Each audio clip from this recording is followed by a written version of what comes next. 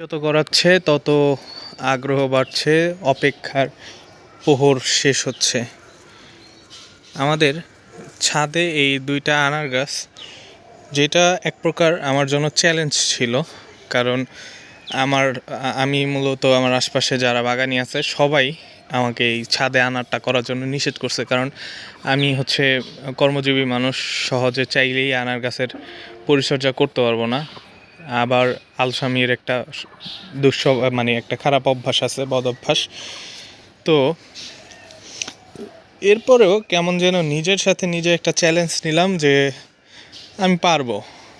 এরপরে প্রথম ধাপে যে ফুলগুলো আসলো, প্রায় 50টার মতো ফুল টিকে ছিল এবং প্রত্যেকটা ফুল পরে নষ্ট হয়ে যায়। এবং দ্বিতীয় ধাপে এই যে আমার কিছু ফল টিকছে, প্রায় অল্প কিছু ফল, বেশি না, হয়তো সব মিলিয়ে এই গাছে 10টা এবং এই গাছেও 10টা।